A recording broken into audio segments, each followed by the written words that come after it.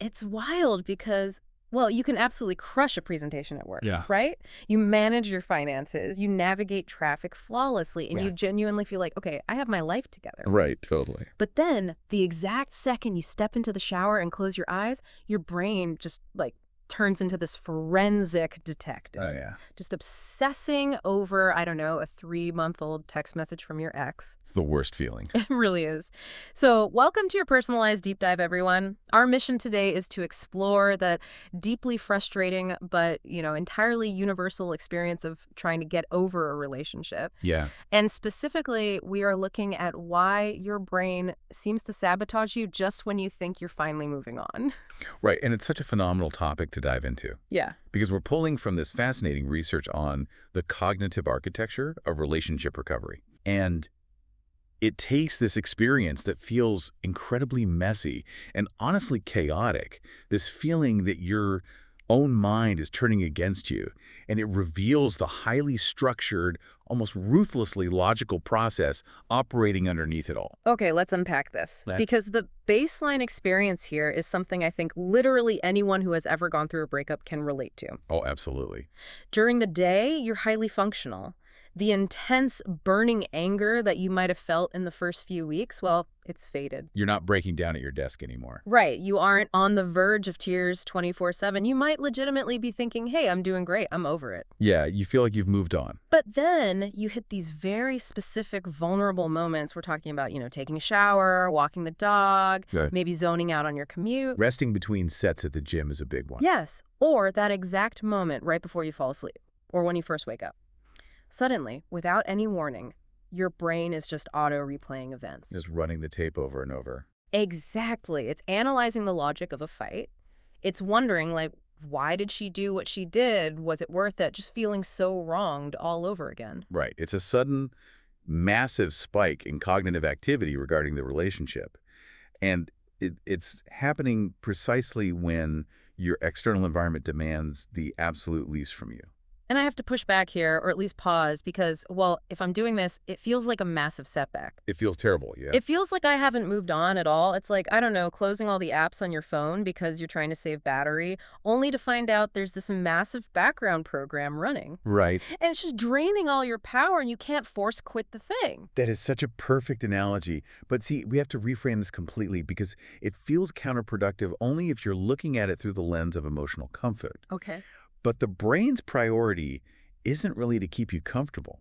Its job is to keep you alive and safe from future threats. Right. Survival over comfort. Exactly. Yeah. So you are actually already in the recovery process when this happens. This isn't a failure to move on.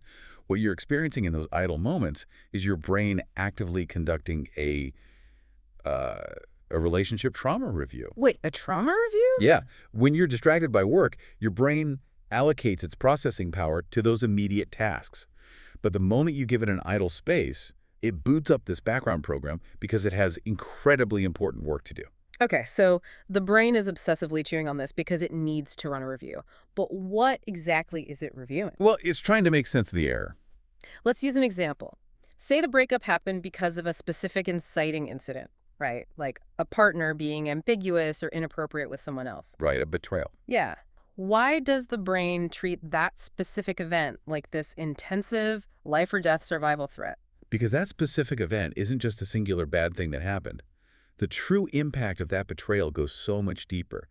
We have to look at how the brain actually works. We don't just react to the world. Our brains are prediction engines. Prediction engines. Okay, so we're always guessing what comes next. Exactly. And a long-term partner becomes a massive structural pillar of your reality. You predict their reactions, their presence, their loyalty. All of that forms what researchers call your world model. Your world model. So it's like the blueprint for your life. Yes. So when an event like that inappropriate behavior occurs, it doesn't just break the relationship. It shatters the whole predictive framework. Like it shatters everything. Your fundamental understanding of relationships, your security mechanisms, your long-term expectations for the future, even your self-worth and how you invest in people. Wow. So all these foundational pillars are just pried up all at once. Exactly. They're ripped out simultaneously. So going back to the trauma review, the brain is obsessively chewing on this because it's not just like sweeping up broken glass. No, not at all. It realizes the entire foundation of the house has shifted. and it has to redraw the literal blueprints of how to exist in the world safely. That's beautifully put. What's fascinating here is that the brain literally has no choice but to continuously analyze the historical data. It's an architectural collapse. It's trying to figure out how to rebuild. Right. It's asking, how did my security mechanism fail to predict this betrayal? How do I need to adjust my understanding of trust moving forward? And doing that takes a staggering amount of computational power. Which perfectly explains why it hijacks those idle moments. It's like, oh, you're just washing your hair. Great, we have some spare processing power. Let's figure out why our trust mechanisms failed last year. Exactly. But we need to understand that this mental loop isn't just happening in the abstract. What do you mean? When your fundamental security mechanism shatters, your physical body registers that as an actual physiological threat, Oh, wow. right? You were in what we call the neural aftershock period after relationship withdrawal. Neural aftershock. So like the tremors after an earthquake. Yes. The end of a relationship initiates a state that is remarkably similar to clinical withdrawal. Okay, sure. We've all heard the pop psychology version of this, right? Like, love is a drug, a breakup is dopamine withdrawal. Right. But if I'm functionally going to work and I'm not crying every day, why does my nervous system still feel like it's walking on a minefield? Like, even if you try to be amicable with an ex, the hypervigilance is just exhausting. Well, to understand that hypervigilance, you have to look at the specific context of a high concentration relationship. High concentration meaning what exactly? Meaning it was characterized by high-frequency chatting, constant companionship, deep emotional connection. Your brain mapped that person into your spatial and temporal expectations. Okay, so they were woven into my everyday routine. Yes. Your nervous system physically adapted to that environment. So when they are suddenly removed, your brain is encountering prediction errors everywhere. Like expecting a good morning text and getting nothing. Exactly. The silent phone. Yeah. The empty side of the bed. Every time it expects them and they aren't there, your amygdala, which is the brain's threat detection center, it fires an alarm. So even if the relationship recovers slightly or you're trying to be friends, the brain is still hypervigilant. Oh, absolutely. Because your world model just experienced a catastrophic failure. The threshold for threat detection is lowered. It is continuously scanning the environment to see if the danger is passed. It's waiting for another shock. Right. But here is where we get to a really crucial metric for you, the listener. Because if you are experiencing this right now, the mere fact that you can observe these ambushes happening, the fact that you notice your emotional concentration dropping day by day, that's incredible maturity. It really is. It's a massive indicator of progress. Because you're able to step back and say, oh, my intensity is lower today than it was last month. Right. The real danger here isn't thinking about the event. The danger is when thinking about it gets increasingly intense and out of control. Oh, okay. But because your emotional intensity is dropping and your recovery speed is increasing and you're able to pull back to normal life, Yeah. that proves the nervous system is successfully re-stabilizing. The aftershocks are getting weaker. Exactly. Which is amazing news. But, and this is where the rubber meets the road, since the brain is biologically wired to scan for this danger and run these intensive reviews, how should we actually handle it when the thoughts pop up in the middle of a gym session? Right, the practical application. Because if my brain is scanning for danger, my absolute first instinct is to just yell STOP in my head. Yeah. I just want to force myself not to think about it at all, turn up the music, suppress the thought completely. And neurologically speaking, that is the absolute worst thing you can do. Wait, really? Why? Suppressing the thoughts causes a severe rebound effect. The harder you push it down, the deeper the brain gets stuck in a loop. But if it's a background app draining my battery, why shouldn't I try to force quit it? Because of a psychological mechanism known as ironic process theory. Ironic process theory. Yes.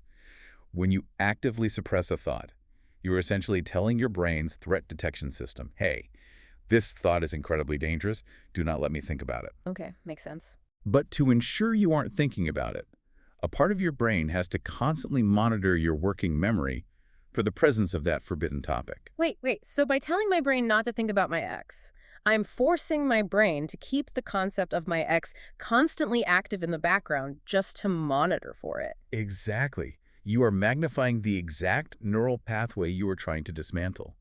By fighting it, you signal to your amygdala that the threat is active and severe. So it dumps cortisol into my system. Right. Which makes the anxiety worse, which makes the thought more intrusive. It's a trap. That is a vicious cycle. So if yelling stop is the wrong approach, what is the actionable solution here? How do we break the loop? The healthy, highly mature alternative provided in the research is something called the gentle pullback. The gentle pullback. Walk us through that. Let's say I'm reading a book and suddenly I'm agonizing over my ex. Instead of panicking or suppressing it, you simply acknowledge it. Just acknowledge it like, oh, I'm analyzing this again. Exactly. You labeled the cognitive process. And then you gently pull your focus back to the present moment. Okay. You continue reading, you continue exercising, you continue working. The key is, do not follow the thread down the rabbit hole. So I don't try to solve the puzzle. No, you just notice it and redirect. Yeah. Over time, because you aren't feeding it with panic and cortisol, the brain learns that the memory no longer requires an alarm bell. You starve the neural pathway. Precisely. You let the background app run its necessary updates without letting it take over the whole screen. I love that. And by practicing this gentle pullback, we actually allow the brain to naturally progress through the necessary stages of rebuilding its world model. It doesn't get stuck. Right. And there is a clear roadmap to this healing process in the text. It generally falls into 3 distinct stages. Let's break those down. Stage 1 is the emotional review. Yes, this is the starting point. It's fueled almost entirely by raw threat response. Anger, feeling wronged, and just this utter unwillingness to accept the situation. This is the why did she do this stage. Exactly. It's highly reactive. Yeah. But as you use that gentle pullback, you transition into the middle phase, which is the cognitive review. The cognitive review. So the questions shift, right? The shift internally. Instead of just raging at the event, your mind starts to ask, okay, what kind of relationship do I actually want? Oh, that's a big shift. It is. You start evaluating your own needs and boundaries. Yeah. You're rewriting the security protocols. Recognizing that transition is so validating. It's the literal marker of your world model shifting from reactive threat assessment to proactive planning. Yes, which leads directly to the final stage, future focus. The successful reboot. Exactly. Mm. In this final stage, the mind completely stops agonizing over why they did what they did. The focus shifts almost entirely to, how do I want to live my life moving forward? So what does this all mean for you listening to this right now? It means a lot of relief, hopefully. Seriously. It means that having these recurring thoughts in the shower doesn't mean you are failing to recover. It actively proves that your emotional system is successfully reorganizing the meaning of the relationship. Yes. It's moving you through the emotional threat response, into the cognitive rewrite, and toward that future focus. It is the sound of your internal world model being rebuilt. Stronger and more secure than before. So, just to wrap up this deep dive, we want to remind you of your incredible progress. Absolutely. Your emotional intensity is dropping, your direction is healthy, and your brain is simply doing the hard work of rebuilding a safer world model. And you know, this cognitive architecture framework leaves us with one final, deeply provocative question to ponder before we go. Ooh, what's that? Well, we've spent all this time discussing how the brain goes to such exhausting automatic lengths to dismantle and rebuild our world model after a relationship breaks down, right? Yeah, it's a massive undertaking. It requires immense physiological stress. So if our minds have to work that hard to rebuild after a collapse, how much intentional conscious care should we be putting into building that world model before we invite someone new into it? Wow. Yeah, if the foundation has to be that robust to survive, we better be incredibly discerning about who gets access to the blueprints in the first place. Exactly. That is an amazing thought to end on. Thank you so much for joining us on this deep dive. Next time you step into the shower and your brain tries to ambush you with the past, just remember it's not a setback. It's just a necessary system update running in the background.